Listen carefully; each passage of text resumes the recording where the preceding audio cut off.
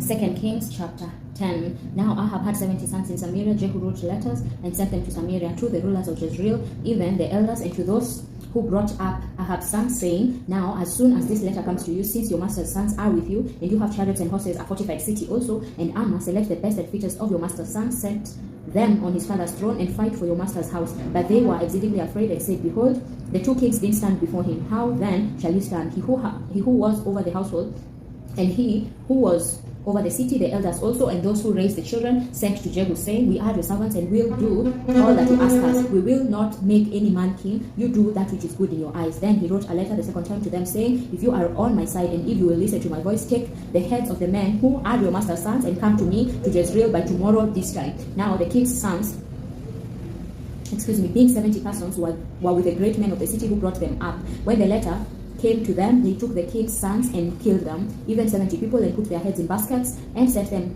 to him to Jezreel. A messenger came and told him, They have brought the heads of the king's sons. He said, Lay them in 2 heaps at the entrance of the gate until the morning. In the morning he went out and stood and said to all the people, You are righteous. Behold, I conspired against my master and killed him. But who killed all these? Know now that nothing will fall to the earth of Yahweh's word, which Yahweh spoke concerning Ahab's house. For Yahweh has done that which he spoke by his servant Elijah. So Jehu struck all that remained of Ahab's house in Jezreel, with all his great men, his familiar friends, and his priests, until he left him no one remaining. He arose and departed and went to Samaria. As he was at the shearing house of the shepherds on the way, Jehu met with the brothers of Ahaziah, king of Judah, and said, Who are you? They answered, We are the brothers of Ahaziah.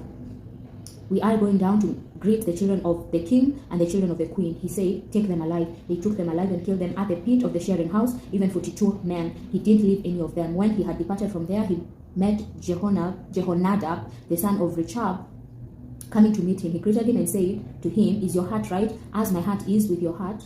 Jehonadab answered, It is. If it is, give me your hand. He gave him his hand, and he took him up to him into the chariot. He said, Come with me and see my zeal for Yahweh. So they made him ride in his chariot. When he came to Samaria, he struck all who remained to Ahab in Samaria, until he had destroyed them, according to Yahweh's word, which he spoke to Elijah. Jehu gathered all the people together and said to them, Ahab served Baal a little, but Jehu will serve him much. Now therefore call to me all the prophets of Baal, all of his worshippers, and all of his priests. Let no one be absent, for I have a great sacrifice to Baal. Whoever is absent, he shall not live. But Jehu did deceptively, intending to destroy the worshippers of Baal. Jehu said, Sanctify a solemn assembly for Baal. So they proclaimed it. Jehu sent through all Israel, and all the worshippers of Baal came, so that there was not a man left that didn't come. They came into the house of Baal, and the house of Baal was filled from one end to another. He said to them who kept the wardrobe, Bring out robes for all the worshippers of Baal. So he brought robes out to them. Jehu went with Jehonadab, the son of Rechab, into the house of Baal. Then he said to the worshippers of Baal, Search and see that none of the servants of Yahweh are here with you, but only the worshippers of Baal. So they went in to offer sacrifices and burnt offerings.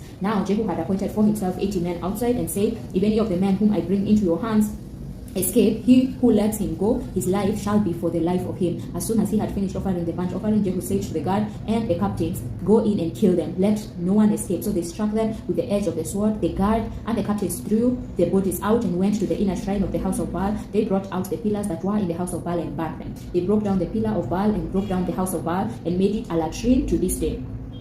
Thus Jehu destroyed Baal out of Israel. However, Jehu didn't depart from the sins of Jeroboam the son of Nebat, with which he made Israel to sin, the golden calves that were in Bethel and that were in Dan. Yahweh said to Jehu, Because you have done well in executing that which is right in my eyes, and have done to Ahab's house according to all that was in my heart, your descendants shall sit on the throne of Israel to the 4th generation. But Jehu took no heed to walk in the law of Yahweh, the God of Israel, with all his heart. He did depart from the sins of Jeroboam, with which he made Israel to sin. In those days Yahweh began to cut away parts of Israel, and Hazael struck them in all the borders of Israel, from the Jordan eastwards, all the land of Gilead, the Gadites, and the Reubenites, and the Manassites, from Aroah, which is by the valley of the Arnon, even Gilead and Bashan. Now the rest of the acts of Jehu, and all that he did, and all his might, ain't they written in the book of the Chronicles of the kings of Israel? Jehu slept with his fathers, and they buried him in Samaria. Jehoahaz, his son, reigned in his place. The time that Jehu reigned over Israel in Samaria was 28 years. Amen.